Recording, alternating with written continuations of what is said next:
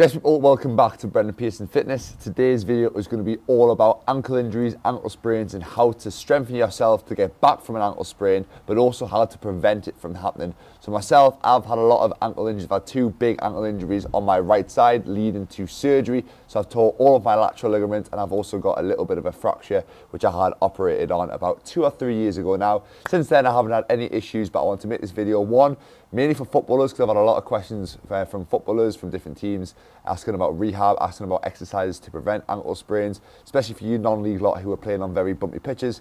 So yeah, I want to jump into a few things.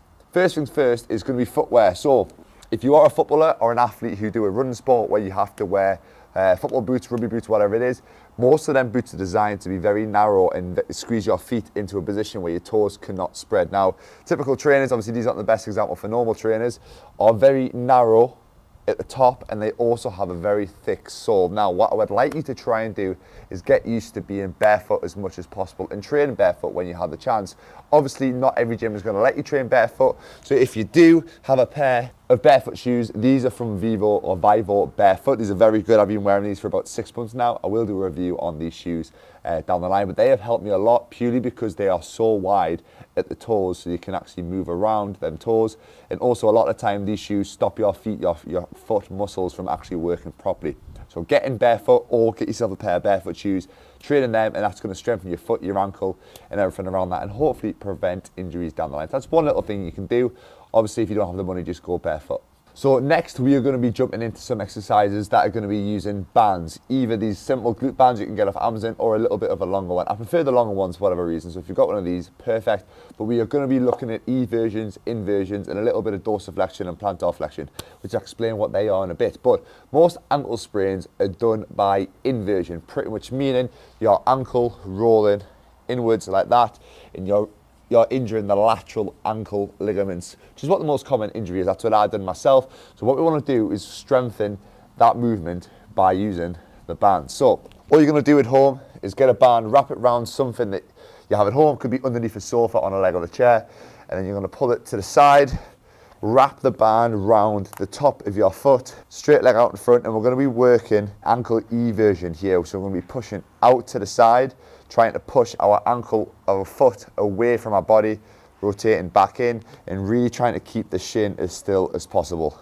Now, it's going to feel a little bit weird to start off with. You might not be able to actually get the movement properly, but we are going to strengthen all the muscles, the ligaments, everything down this lateral side of the ankle, hopefully then preventing you from actually rolling your ankle in the future.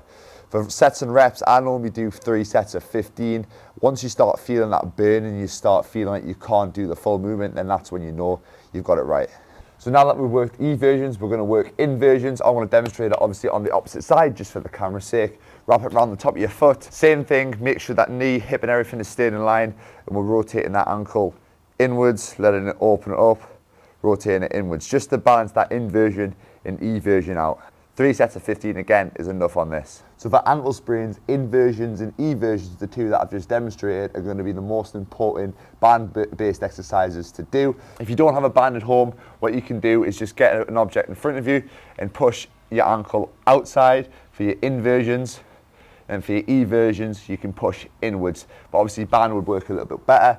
Another exercise you can add in as well, which has been kind of made a little bit more popularized by the knees over toes guy, is going to be working your tibialis anterior, which is going to pull your toe up towards your shin. You can do these in a standing variation, which I'll show a video of the guy Ben Patrick demonstrating it, or you can do it with a band, simply shuffle back, point your toe, and then you're going to pull back towards your shin just to get that tibialis firing. Kind of covering the ankle from all areas is going to be the best bang for your buck if you have the time, but obviously the inversions and eversions are going to be pretty good as well. So now we'll work that inversions, our eversions, and even a little bit of tibialis stuff with our dorsiflexion. Now we're going to work plantar flexion, which is going to be calf raises. Now, a lot of footballers, running athletes, everybody in general do not train their calves enough, and if you do have ankle injuries, it is going to be a beneficial thing to do to train your calves, your soleus and your gastrocnemius through 2 different variations of calf raises. So the first variation is going to be a standing calf raise, nice and simple, pushing through the balls of your feet up to the top on 2 legs, nice and slow, controlled down, pausing for a couple seconds at the bottom. So we're not using our ligaments and tendons to do the exercise. All the exercise is going to be through the muscles, the calf muscles themselves. Up to the top, pause, feel that contraction in your calf, feel that cramping sensation, then pause back down. And then a progression to this one is hopping onto one leg, up to the top, pausing it, back down. Then once you've done a set on your weaker side, hop over to your stronger side, then just copy the amount of reps that you did on that weaker side for the same amount of reps, same amount of sets. The second variation is going to be a seated variation with our knee bent to 90 degrees, either done on a machine or either with a dumbbell as well. Same sort of thing with technique, control it up to the top, pause for a second, nice slowly center it on the way down, and then pause at the bottom. For calf raises, you can probably go up to 20 reps on this one, 15 to 20 reps, 3 sets, and maybe try and hit this 2 to 3 times a week if you really want to try and build stronger calves. So now for the most important and the best way that you can strengthen your ankles, your foot, and prevent yourself from getting ankle sprains and ankle injuries is going to be a lot of single leg work, specifically single leg balance work. Now to start off with, if your balance isn't very good, you can just start with simply standing on one leg, especially if you've had an injury, then obviously you're probably going to be a little bit more unstable. Things aren't going to be in the best place balance-wise, so you're just going to have to get used to it. Starting on one leg, maybe close your eyes, see if you can do that for 30 seconds. Then we can start to progress things a little bit more from then. So the first way that we can progress it is to integrate some sort of movement. So if we're starting on our back leg, keep our balance, then can we maybe come down, touch the floor, come back up.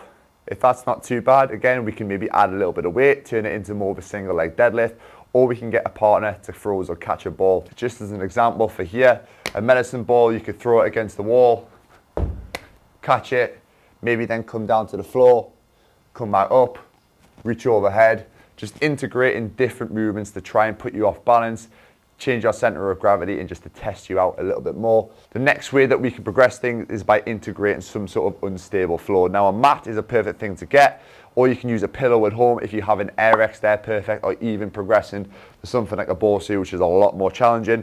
Simply start, if you've got a mat, just unfold it completely once so it's completely flat on the ground, and then you can just do your balance work, your exact same thing, your single leg balance work, you're throwing the medicine ball, whichever it is, starting, trying to keep your balance, and then if that becomes a little bit easier, you can then progress to folding the mat over one more time so the surface is a little bit more unstable. Can you do your exercises there? Can you keep your balance during a single leg deadlift? And then again, progressing to folding the mat over again so that surface is really unstable now. It's going to put you really to the test. In terms of how I would do this sets and reps wise, I like to work with reps on this one.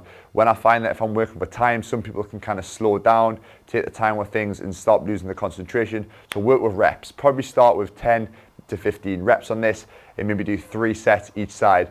Maybe do an extra set on that side, which is a little bit weaker. It's always good to work both sides, even if you don't have an injury with that other side, because there's a lot of studies to say that working the side that isn't bad or that isn't injured will still help the neural pathways, things kind of recover a little bit quicker on that good side. And even if you do have an injury that you can't actually go and train with, like maybe you've just rolled your ankle and you need to rest it for 2 weeks, then still practicing balance and work on that good side can help the recovery and help keep that balance when you come to training that side which is being injured. So maybe keep them doing both sides, just maybe when you get the chance, do a little bit more on the injured side. Now the final thing you want to start integrating after you're comfortable with everything and you're not really getting any pain with any of the exercises that I have shown before is start integrating some plyometrics. Now your tendons and ligaments are going to need strengthened up before you go back to playing your sport.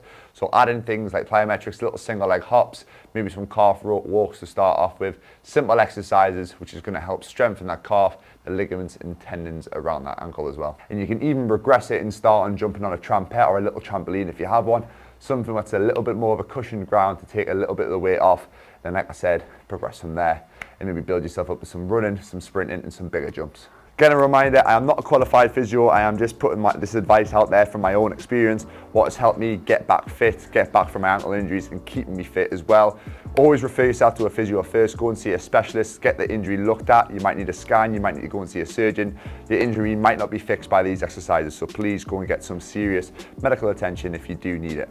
What I'll also do is leave an example rehab session down below that you could do. Obviously everybody's going to be at different stages of their rehab, or maybe if you just want to prevent your ankle injuries in general, could be a good one to add in maybe once a week if you're an athlete.